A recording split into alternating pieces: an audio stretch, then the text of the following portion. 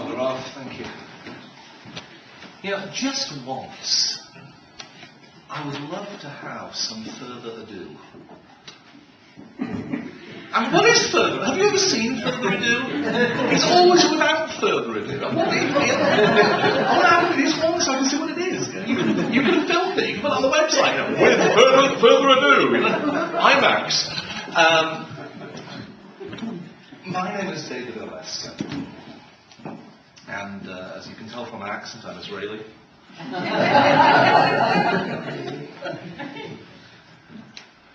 My kids have a problem.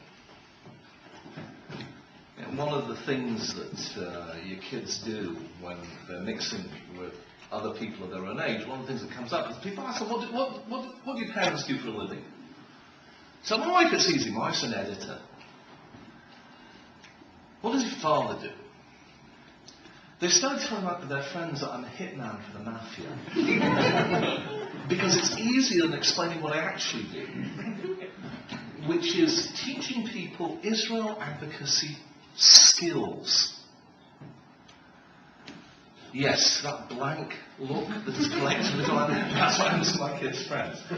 So, look, instead of me trying to, let me try and do something Talmudic here. Instead of explaining an abstract principle, I'll give you a practical example, try to draw the abstract principle out of that.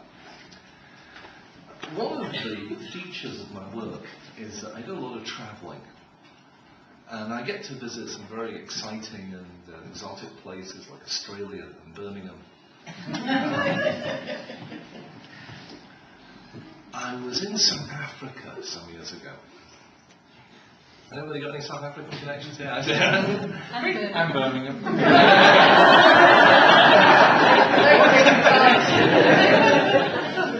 Someone from Birmingham? I'll speak more slowly.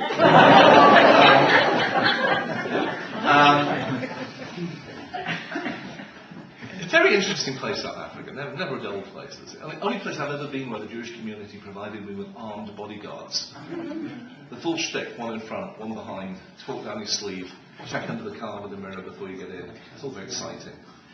I email my family to tell them that I have these armed bodyguards who accompany me everywhere I go. And my children's first question was, Abba, what do they do when you go to the toilet? I'm sure you all want to know the answer to that question.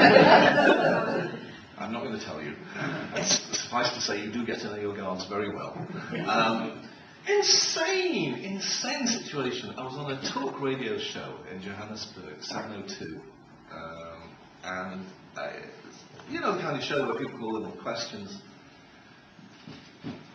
I'm being interviewed, people calling with questions, people calling in the same things like, if I was in Palestine, I'd kill you. Those were the moderates. One guy, if I remember correctly, his name was Ali. Ali calls in and asks me the following question. Isn't it true that what Israel is doing to the Palestinians is the same as was done to black South Africans under apartheid? Bet you never heard that one before, did you? This has become the most common canard against Israel. Now here I am, and it's not the first time I've heard this. I've been in this business for 30 years, more than 30 years now. And I long ago lost track of the number of times I've heard Israel compared to apartheid South Africa. You hear it on a college campus in Western Europe or North America. And it's usually one of those revolution till graduation slogans that people are so fond of when they're students. In South Africa, it's got a bit more resonance. I'm in a studio. A woman who's interviewing me is a white South African. Her boss, the producer, director, what it's called in radio, is a black South African guy in his 20s. And this was just a few years after the transition to majority rule. I'm looking at this guy because I want to get some kind of feel for what the majority of people listening to the show are feeling about Ali's question. It sounds not very positive. This young black guy who spent most of his life living under the apartheid system.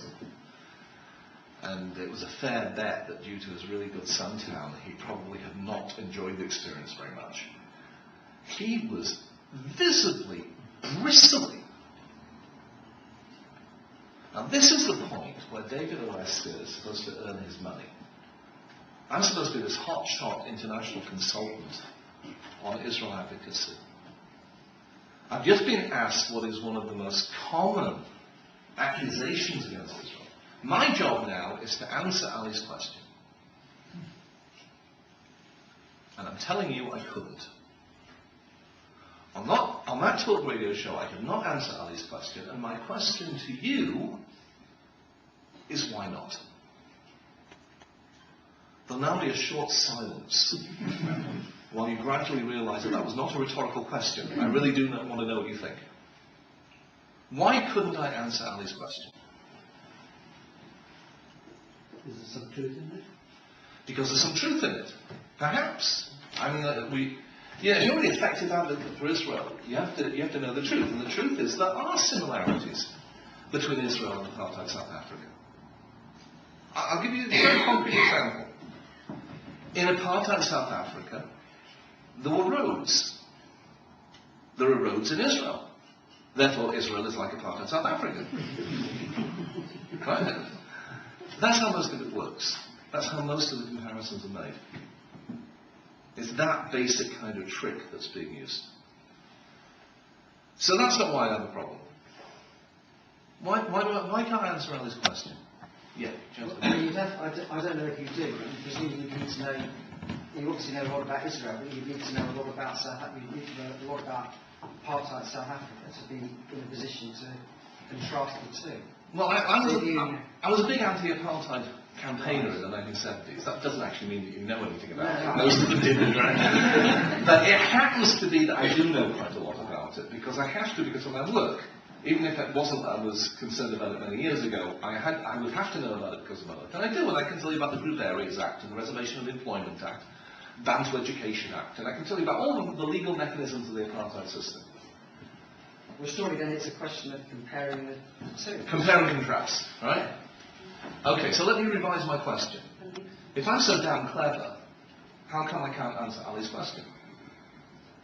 Yeah. Is it something to do with the receptiveness of what you could see around you? You mentioned about the bristling of the seducer and, if you like, knowing where you were. Was there an issue about having to feel that you were up against it?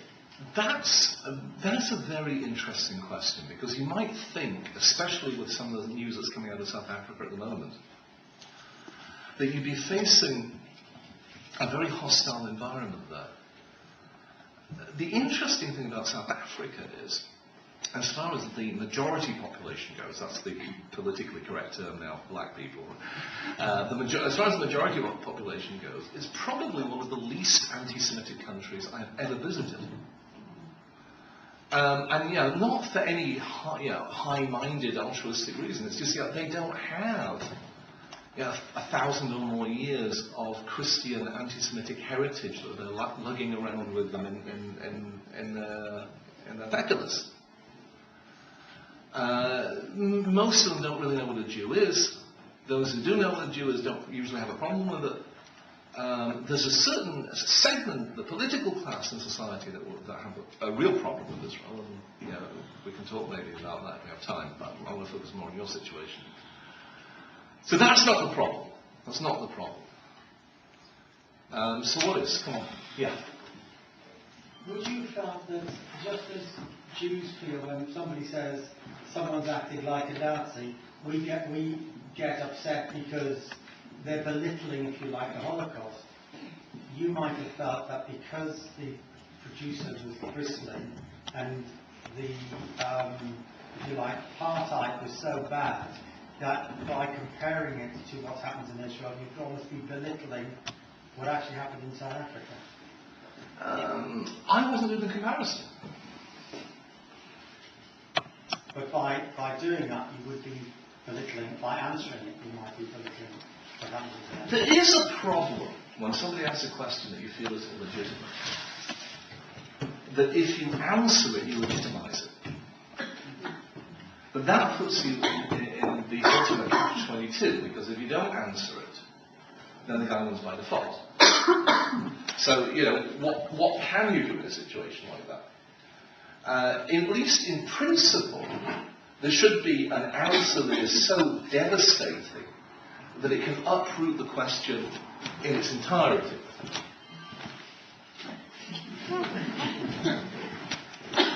It might be very hard to do in practice, but at least in principle it might be possible to do that. To come up with a refutation that is so water-thin, there's nothing left of the original question. Could you throw the question back at him? I'm not asking what I could do. I'm asking why couldn't I do I would something? say, why? Should have been on the talk show. Why couldn't I answer Ali's question? Cause? Very good, yeah. Yeah. Was that his belief? And what right did you have? Would you take someone's belief away? What do you leave them with? Well, hopefully the truth in this case. Yeah, but that would have been your belief. Yes. Okay, we're wandering into a very more rabbinical area here.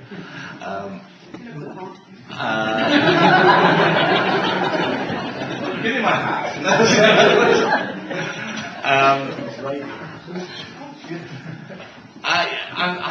We don't really have time to deal with the relativism here. Just, I have a very simple response to this. You're a Nazi, and for you it's true that you should kill Jews, and I'm a Jew, and for me it's true that we shouldn't. And let's both be welcome to our own belief system. The problem is that yours sort of does away with mine in a very physical way. I don't think any of us really believe that all belief systems are equally valid.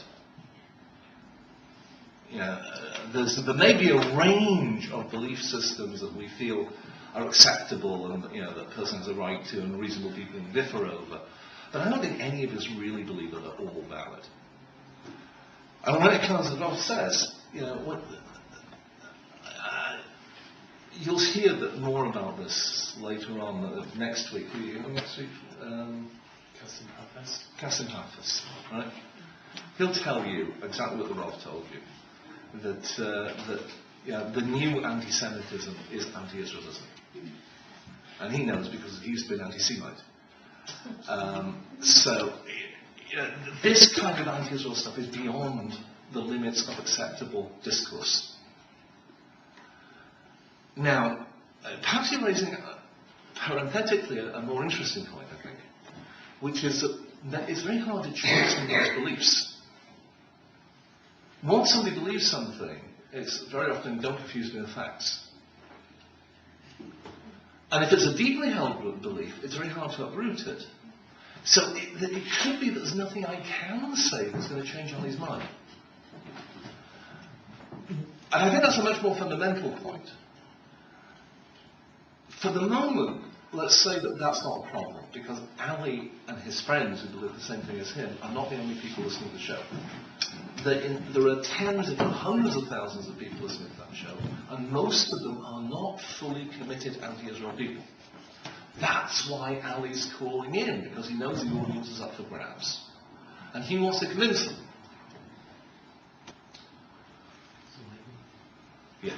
Very few people know the true story of Israel and what's happened. Very few people know the true story. That's true. A little bit later, we'll start asking ourselves, why is it true, and whose fault is it? But even here tonight, some people will know certain things and others will know others. It's such an astounding story that mostly when people talk to us, we could answer. There isn't time to tell the true story of in the conversation. You just got it right.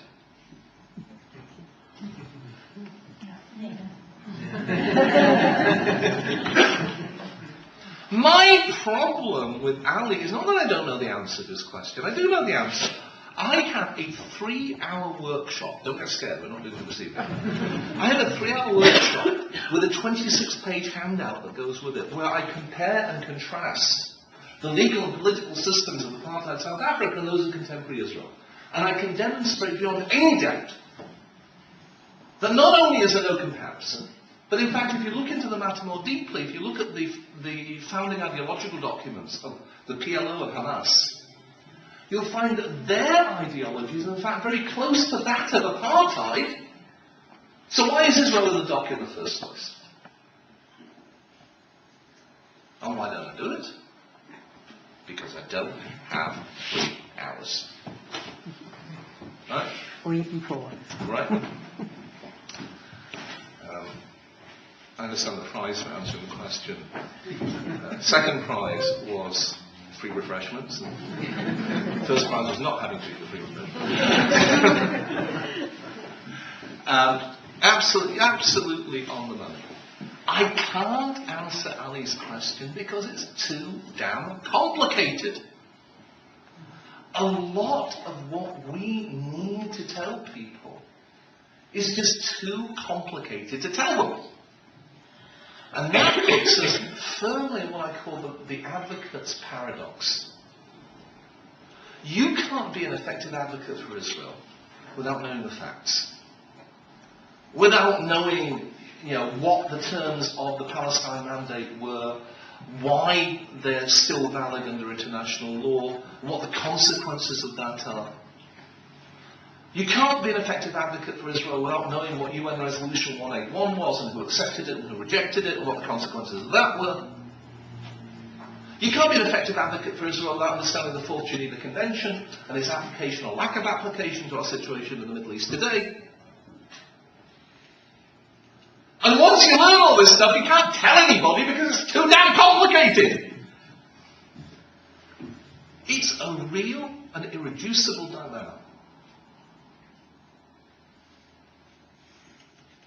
So what do you do about it? I'll tell you what I did. And you can tell me what you think of it. You can be completely frank. You can tell me you think I'm a complete idiot if you like. I have teenage children, I'm used to it. Ali calls in this question, Israel, South Africa, black South Africans, Palestinians. And I responded as follows. I said, listen, Ali, I can't answer that question. I'm not a South African. I'm not an expert on your country. I'm a Jew from Israel. So let me say something as a Jew that may throw some light on that question. Give me a second here.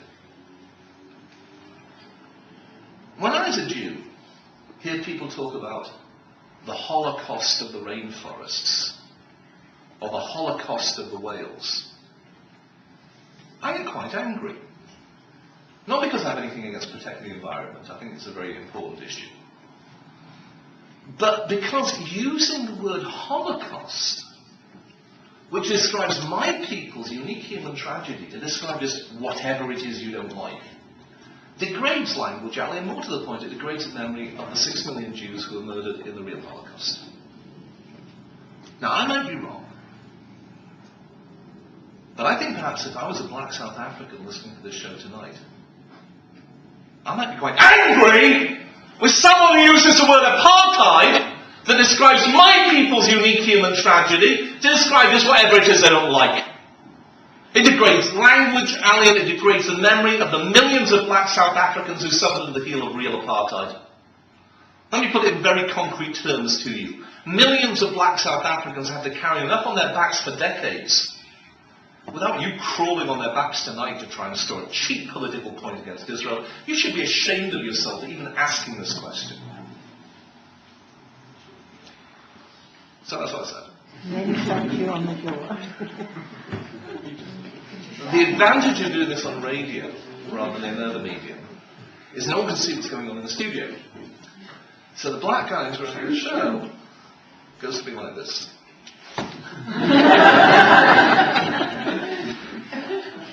I emailed my wife, said to her, write this day down in your diary. This is the day your husband said something right. Did I answer Ali's question? No. I even said I wasn't going to.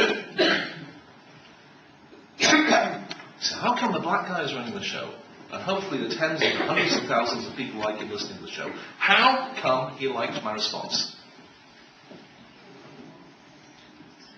Because it's true. Because in the end, it's what I never said at the back, I didn't see, but actually the question demeans apartheid. Oh, it's gentle. Sorry, yeah. They keep moving around. Right, yeah. The question demeans apartheid. And I think anyone that suffered under apartheid would recognise that. Once it was brought to their attention. Once it's been brought to their attention. That's a very crucial point. Once it's been brought to their attention. And once I've worked with a lot of black South Africans over the years, in pro-Israel contexts and other contexts. This almost never fails to get a positive response from them. Which begs the question, why don't we do it more often? But there's a more fundamental point here than being true. I did a lot of work for AIPAC, the pro-Israel lobby in America. So one of the AIPAC staff has told me a story, maybe apocryphal, but a story about an AIPAC briefing where one of the staff members is talking to lay people like this. He's going through the talking points. And he says, and this argument has the additional advantage of being true. So the mere fact that something's true, in and of itself isn't the issue. There has to be a good argument as well. Now, I want to go back a couple of steps here. Because to be an effective advocate doesn't just mean knowing the information. In understanding the mechanics of how communication interactions happen. So, what was Ali attempting to do by posing his question? Wind you up. Wind me up? Perhaps. Undermining my credibility? I mean, what does he expect from me? I mean, genuinely, he in his head said Israel is right. better than apartheid South Africa. Right. So he believes that. Yeah. Okay. Is that why he's asking the question? Just because he believes it? He certainly wants to raise that point in front of tens and hundreds of Africans. Right. He's asking the question because he wants other people to believe that Israel is like a part of South Africa. Now he's pushing a hot button for his audience. It's a hot button everywhere in the world, but that audience in particular is a hot button for. He wants to make Israel look bad. In fact, as bad as it can look for that audience. What's my objective? To stop that. To stop that. Very good. I want to go a bit further than that. I want to make Israel look good. But at least to stop what Ali's doing. So this is a very, very key point. And Jews miss on this one. Jews tend to be very, very focused on communication content. We learn our facts, we learn our arguments. You know, just give me a couple of months and I'll tell you everything you need to know. The bad guys tend to be very focused on communication outcomes. Communication outcomes. I'll give you a concrete example. There was a man who is late but not at all lamented as far as I'm concerned, called Professor Edward Said. He was a professor at Columbia University. He was one of the leading public intellectuals in the United States. And he was rabidly anti-Israel and did a lot of damage. And I remember watching a documentary that the BBC made about him back in the 1980s when he was at the height of his fame. So there's Professor Edward Said, holds up his American passport to the camera. He says, this is my American passport.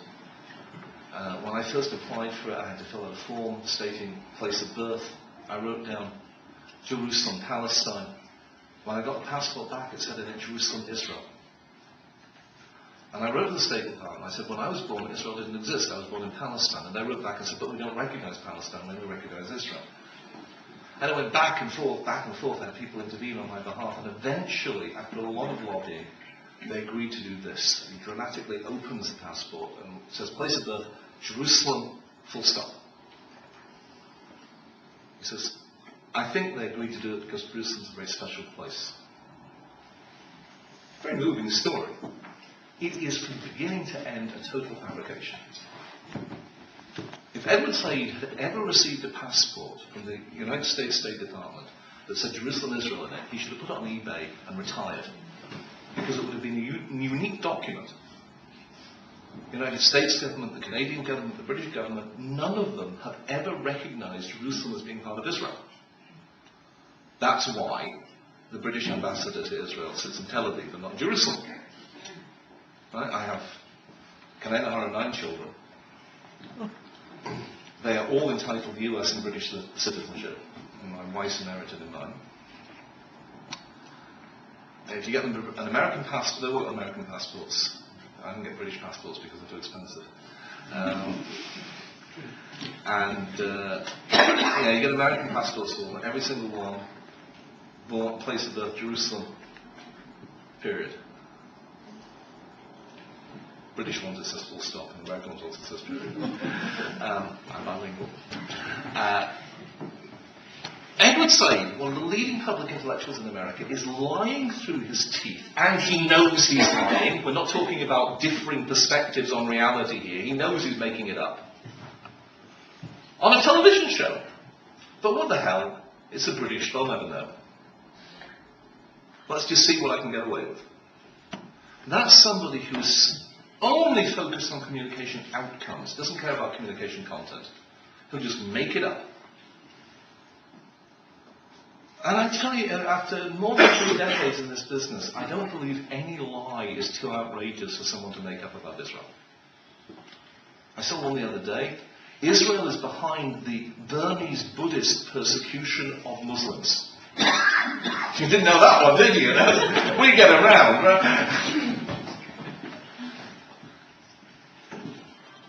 I'm not telling you, Chas v'shalom, and I want to emphasize this point, I'm not suggesting that you should do the same thing that the anti-Israel people do. You shouldn't lie. Very, very important thing. Don't lie. There's nearly 300 prohibitions in the Torah. Some of them sound very interesting. Much more fun than cheeseburgers. All those things that we're told don't do, as far as I know, there's only one. But it doesn't say don't do it, it says distance yourself from it. Do you know what that is? What's the one thing the Torah says? Distance yourself from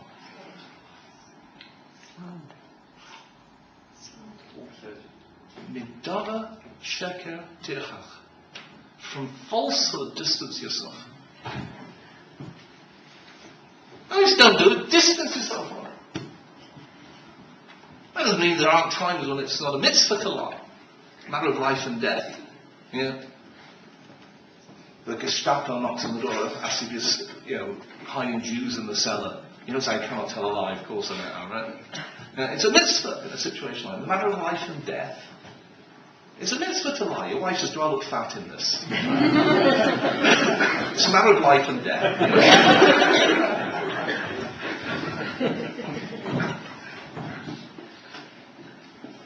Don't lie. It's wrong in most instances. It's actually quite hard to do until you have a lot of practice at it. And it's totally unnecessary. What's necessary is to learn how to tell the truth in a compelling and effective way. Let's go back to my story of me and Ali. I don't want to just stop Ali. I want to switch things around. So what I've done is I've made Ali the issue. And the question he's asking me is no longer a legitimate question. And if it's not a legitimate question, I don't need to answer it.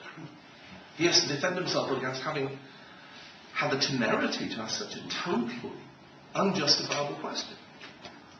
And not because I disapprove of it, but because now the audience disapproves. Okay, so you understand the mechanism? Understand how that works?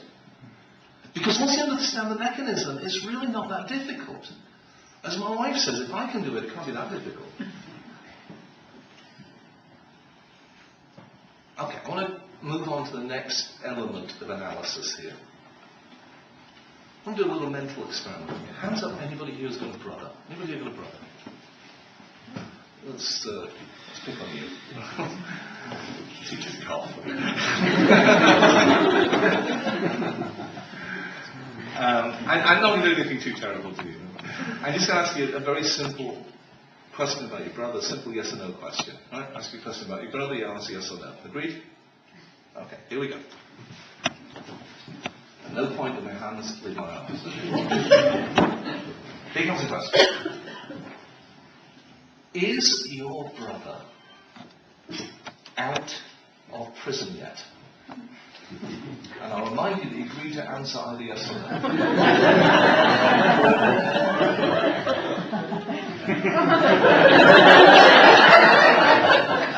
Members of the jury will draw their own conclusion. Mrs. Reluctance to answer the question. What have I done to you?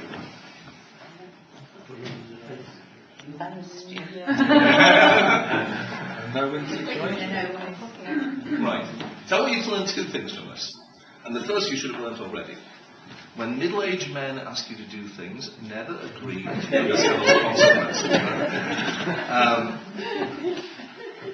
The second thing I want you to learn from it is something that logicians call the fallacy of the complex question. That's what I just demonstrated. I asked you a question that had an assumption built into it. And because of the very artificial way that I set it up, you found yourself unable to escape that assumption. You only had two ways to answer the question, and either of them accepted the assumption. So you were done for. I remember the first time I did this with an Israeli group. The guy I picked on said, "Is your brother out of prison yet?" And he thought for a minute. He says, "No, he's still in prison." That happened eventually. So that, the fallacy of the complex question, it's a very well-known, it's an example of what's called an informal fallacy in the study of logic. But you can go beyond that.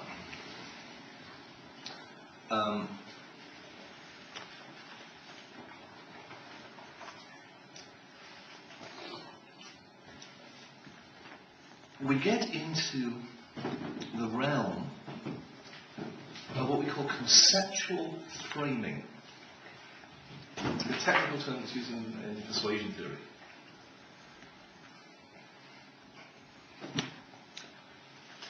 There was a very, very famous ad. It was actually the first television commercial for pharmaceuticals in the United States. It was back in the 1950s. And it was for a brand of aspirin called Bayer Aspirin. And the ad consisted of an actor who played a doctor in a television soap about doctors. And he appeared in his doctor's outfit, the shirt that buttons up here. You know. And he looks into the camera very gravely and says, "I'm not a doctor, but I play one on television." And he holds up a can of Bayer aspirin. He says, "Scientific tests have proven that no other leading brand of aspirin works faster than Bayer aspirin. I recommend Bayer aspirin." And it was very effective. It had a very positive effect on sales. Let me ask you something. It's a very interesting point because I researched this. The scientific evidence bore out his claim. He was telling the truth when he spoke about scientific evidence. Would it therefore make sense to prefer Bayer aspirin over any other brand? No. Why not? Because all the others might be just as quick. Right. Very good.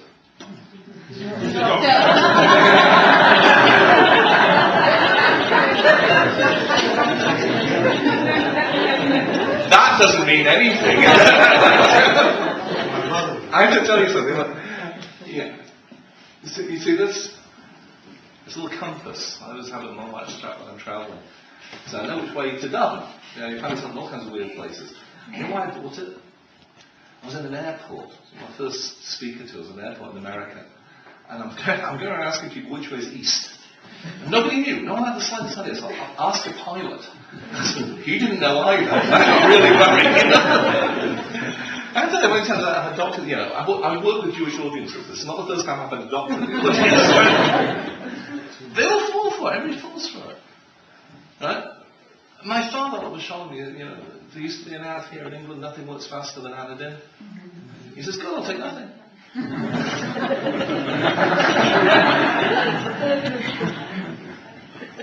Now, that classic piece of advertising, the statement that scientific evidence proves that no other leading brand of aspirin works faster than Bayer aspirin, is absolutely correct, because, as you pointed out, aspirin is aspirin is aspirin. They all work at exactly the same rate. If I ask the question, does your brand work any faster than any other brand? You would have had to say, if I was going to tell the truth, you would have to say no. But that wasn't the question. The question was, does any other brand work faster than yours? That's conceptual framing. What are we talking about? Israel massacred 1,400 innocent Palestinians in Gaza during Operation Cast Lead nearly 3 years ago now. Nah. I'm an Israel advocate. I've come to courses in Bushey Synagogue. I know about this stuff. Right? I happen to know that even the Hamas Minister of the Interior said it was only half that number. Have I won or lost? Lost. Why have I lost? Right. It's like the tagline of the old joke, we've established what you are, madam, now we're just haggling over the price. And if you recognise that one, you should be ashamed of yourself. There. You lose because you are arguing inside the other guy's conceptual frame. If you argue inside the other guy's conceptual frame, even when you win, you lose. A frame limits. What's inside the frame is what we're talking about. What's outside the frame, we're not talking about that. If you want to be an effective advocate, you have to control the conceptual frame. And we don't do it. You hear people talking about Israel committed a massacre. And we say, no, it wasn't a massacre. And they say, it was a massacre. And we say, it wasn't a massacre. We bring our facts and they bring their facts, allegedly. And what does everybody in the room remember? Massacre.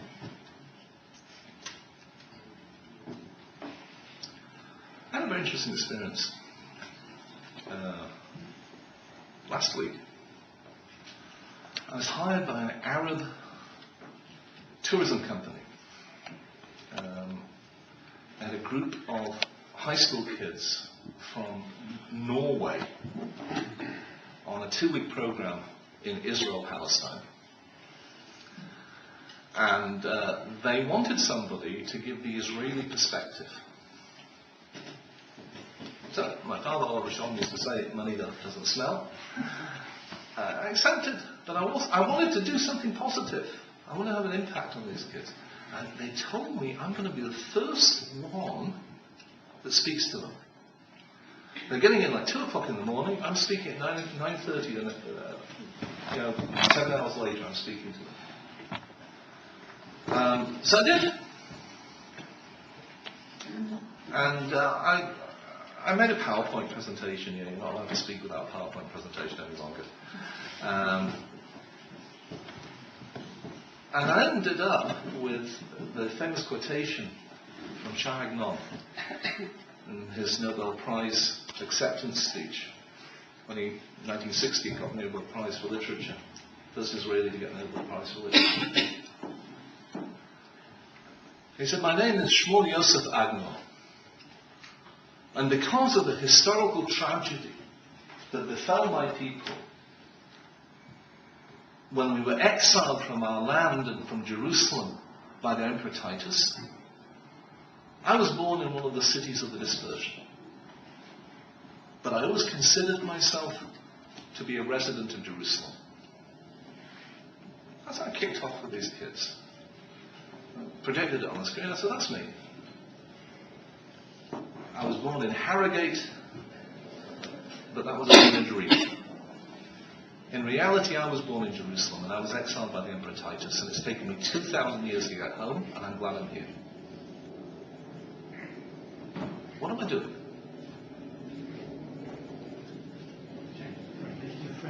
I'm making a frame. And I'll give you a very, very important principle here. And it's not one you're going to like to hear. The easiest way to control the conceptual frame is to initiate. If you're initiating the discourse, you get to set the conceptual frame. Don't do that. Jews don't initiate. That's worse than cheeseburgers. We don't do that. Why not? Why not initiate? How many people have visited Israel? What do you know? Everybody. Who would have thought it? Anglo-Jewish audience. Right? One of the great things about you come to speak to an audience like this in the States, it's not just so unanimous. Prophesy is one of the nice things about speaking here. What is the most natural thing to do when you come back from a vacation abroad? Talk about it. Talk about it! I remember, you must remember this as well, how we go through going into people's living rooms with a slide projector and everything, you just pray the thing to break down, Here's me and the wife at the pool, You don't have to do that any longer. Everybody pulls out the little internet-enabled advice and says, here's me and the wife at the pool. But at least you don't have to go in the darkened room any longer. The most natural thing in the world is with your co-workers, with your colleagues. You visit Israel, come back and talk about Israel. I had a great time in Israel. Went to a restaurant, great restaurant, Thai restaurant. Who knew there were Thai restaurants in Jerusalem? Because it's a bit different from a Thai restaurant here. Because there's a security guard outside. A young guy straight out of the army. He frisks people as they go in. Some of the girls go through twice, I've seen it.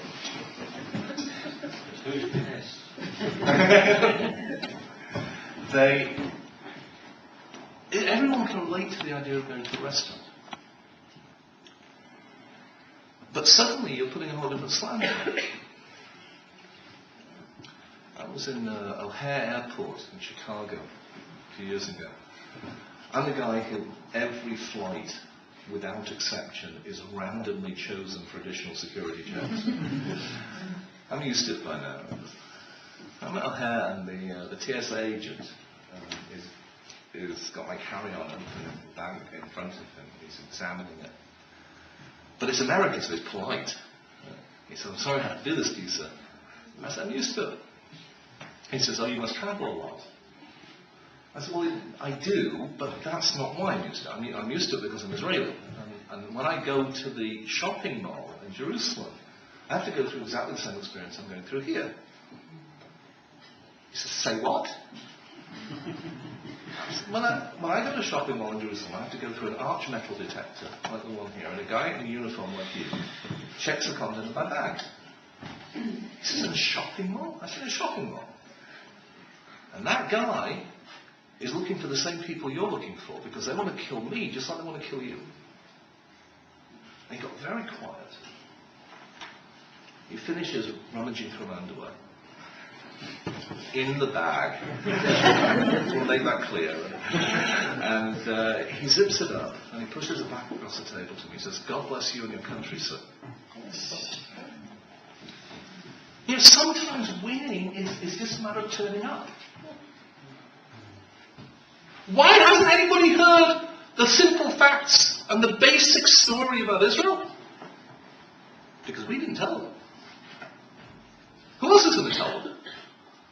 The Archbishop of Canterbury isn't going to tell them.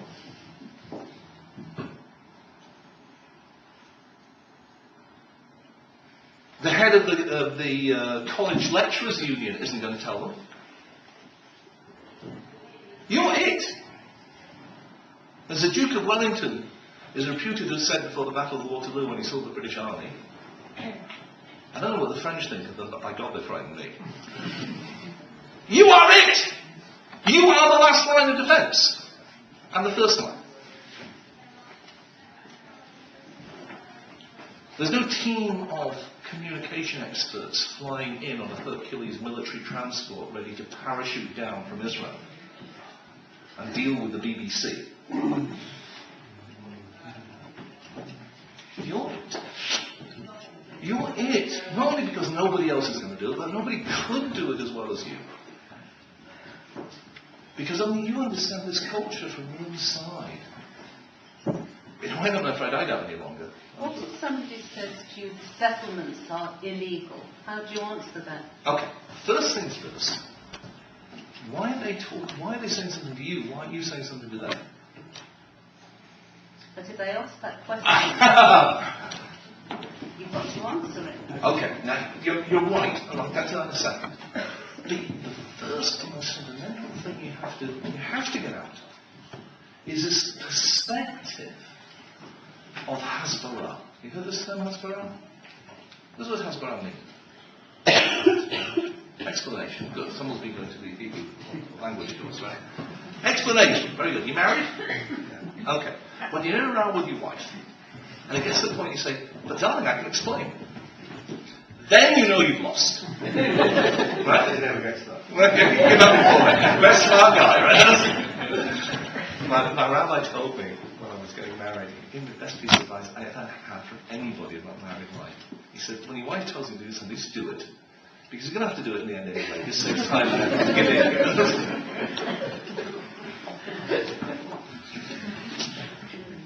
Explanation. I'll explain. I can explain. I'll explain everything. First of all, it takes too long. And secondly, it's defensive. But that's how we perceive advocacy. You know, when I tell people, I teach people Israel advocacy skills, they do exactly what you did. Oh, what would you do if an Arab said to you X? Wrong question. It's probably, you don't tell people you're a doctor, right? Because the first thing they do is right back. Keep wedding bar mitzvahs, you.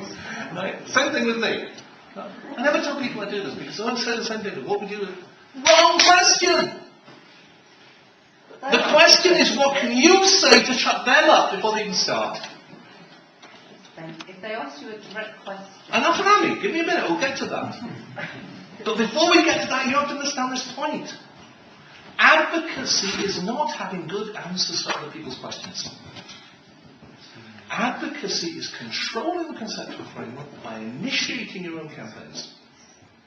I was in Adelaide, Australia. Right? Hardly the throbbing heart of Jewish common life. And they, it was late starting. Who would imagine such a thing with a Jewish event? It was late starting.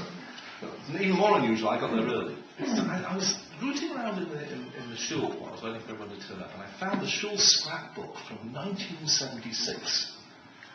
The year I went to college. And they're all in flared trousers and sabbatic moustaches, and that was just all in it, you know. And this was a great era. And what are they doing?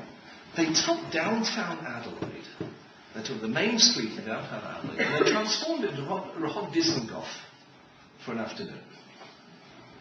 Great idea, and they had the press clippings and everything. So I said to the kids, I said, look, you could do it. It's easier today, it's a pedestrian area. And they did it. And they sent me they don't send press clippings anymore, they send links. I looked at them, the press clippings, they looked very good. A year and a half ago, 2 years ago, I was here in Britain. I was in Leicester. I spoke to the community in Leicester. I said, you can do it here. They said, we can't. The Muslims get annoyed. I said, let them get annoyed. It's not Berlin in 1936. For those of you who are going to see the movie later. You have courts, you have police, you have the CSO. I was speaking in a synagogue in Leicester. Most of the people there were goyim. I said, you've got 35 non-Jews who'll stand shoulder to shoulder with you and support you. What are you scared of? Somebody will say something nasty to you? Maybe you're wrong. Maybe you are in danger. If you are, buy a ticket, get on a plane, and come live where I live. But get out there and do something.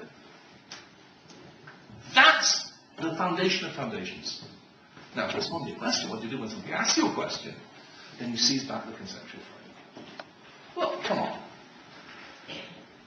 There wasn't a single Jewish community in those disputed territories before 1967. So according to your logic, there should have been no conflict before 1967.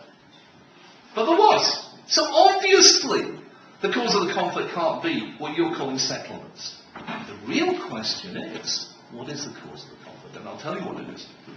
What have I just done? I switched the conceptual frame. Now again, it's not that difficult to do. But it's even easier if you're initiated. Because then somebody else has to switch the frame on you, and it's harder to do that. And most of the time, you're dealing with people who don't want to switch the frame on you. They're just waiting to hear what you have to say. And if they do ask you a question, it's usually not a malicious question. It's just because they've heard something from somebody else. Surveys done in this country recently, of who's pro-Israel and who's anti-Israel, shows that the anti-Israel people have a slight lead over the pro-Israel people. But taken together, they don't come up to even 40% of the population. 60% of the population is just static. They don't hear it at all. I've got to wrap up because, never get between Jews and Russians. But I want to wrap up on this point. We are used to thinking about advocacy in terms of answering other people's questions with facts. I want you to take on a whole new perspective on advocacy. Advocacy is about telling stories. Make them personal stories, make them the stories of the Jewish people. People identify with people, not with facts. You can bring out all the facts about Israeli high-tech and gay rights. Tell them a story. Tell them where your ancestors came from and where we've been trying to get to for the last 2,000 years. Tell people the story of a people exiled from their land, who suffered all over the world, who contributed to almost every society that they lived in, and were paid back for it in blood. The people who after 2,000 years were nearly obliterated, a third of their entire population wiped out in circumstances of unprecedented barbarity. And in that same generation, arose like a phoenix from the ashes in their ancient homeland, a feat unparalleled in human history with the help of heaven. It's a hell of a story. If I can borrow a phrase from the opposition, it's the greatest story ever told.